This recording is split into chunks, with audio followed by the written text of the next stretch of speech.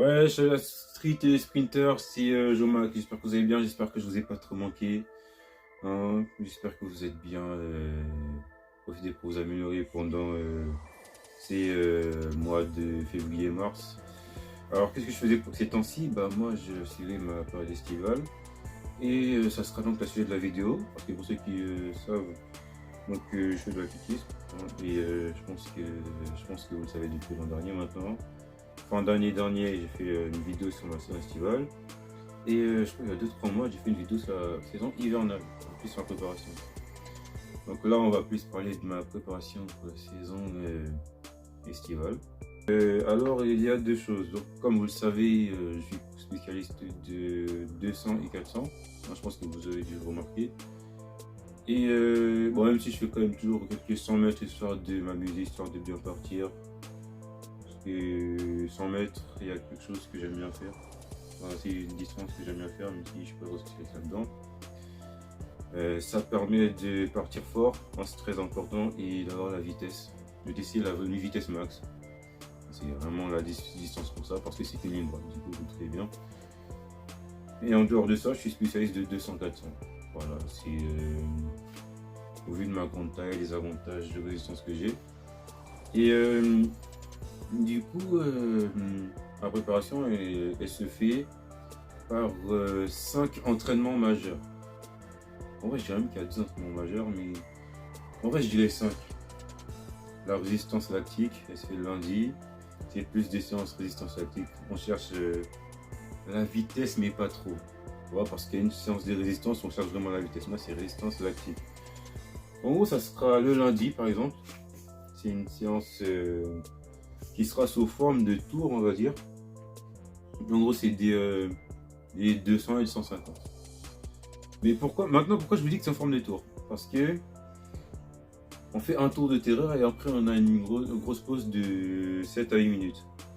En gros, c'est en début de préparation, genre février, c'était plus des 250 marchés et 150 si on part direct.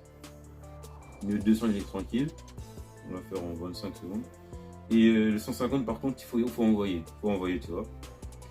Et c'est des 200 marchés et 150 pour finir. Si vous comptez bien, ça fait 350 mètres et 50 derniers mètres, c'est là où on marche. C'est entre les 200 et 150. Donc ça, c'est un tour. La majeure partie du temps, c'est 4 tours. Donc c'est 3 fois 200 plus 150 avec les 50 marches au milieu. Et on finit par un dernier tour où il y a 200. On a 3 minutes entre les deux. Ouais, 3 minutes. C'est pour ça que je vous dis que c'est un tour. Parce qu'on va pas revenir aux 200. En fait, débile. Depuis quelques temps, on a un petit peu inversé. On commence par les 2 fois 200. On fait ça 3 fois en plus, pour vous dire. Et on finit avec 150 plus 100 mètres marché. Là, c'est pas vraiment un tour. C'est plus 150 et on fait un 100 mètres direct. Voilà, ça c'est vraiment un travail de résistance lactique. Ensuite, il y a le travail de vitesse. On fait ça mardi. Franchement, en fonction des semaines, ça peut varier. Une semaine sur deux, on fait des travaux avec des lattes. En gros, on cherche toujours la deuxième latte. Et ce qui fait que ça me travaille encore plus, moi qui ai des grandes jambes et qui depuis cette année cherche devant. Hein, je cours en cherchant les pieds devant, bah, moi ça m'aide beaucoup. Et ça accentue la progression sur les longues foulées. Ça me permet de faire les plus longues foulées, donc d'aller plus vite. Parce qu'il faut savoir, c'est que le fait d'avoir un pied qui n'est pas efficace, un pied qui va vers le bas alors qu'il devrait être haut, bah, ça fait que mes foulées étaient très petites. Des fois même, je cherchais à être fréquent, mais je faisais sur place. Alors que là, vu que je sais utiliser mes longues jambes et que je cherche dans le devant, du coup, bah, ça fait qu'avec ce travail, ça accentue un peu le travail. Mais il faut toujours travailler la fréquence. Et pour ça, bah, je pense que le chariot, ça peut être pas mal. Donc en fait, c'est un mardi sur deux, on fait soit chariot, soit travail sur les lattes. Et on finit avec un 150. Bien évidemment pour les corps de 4. Ceux qui font 100, 200, finissent avec 120 en général. Ensuite, c'est très très simple. Travail de musculation. Un travail de musculation qui cette année fait une tournure c'est pas grave. Tournure particulière, pourquoi? Parce que souvent dans ces genres de travail-là, on dépasse les 100 kg. En fait, et surtout depuis cette année, parce que l'an dernier, bon, il est arrivé un malheureux accident qui fait que mon coach il réduisait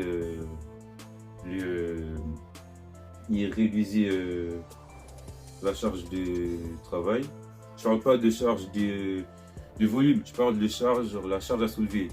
Et puis en plus, on fait des demi-squats, on fait pas de squat complet. On les fait que lorsqu'on fait les épaules. En gros, c'est des squats, un squat complet et après on se relève directement. Sauf qu'en général, la charge est assez faible. Donc bref, la séance d'émission en général, c'est des squats et du développé couché. Voilà. Et un dernier exercice qui est particulier, un travail assez explosif. Vous prenez votre charge, vous faites des squats.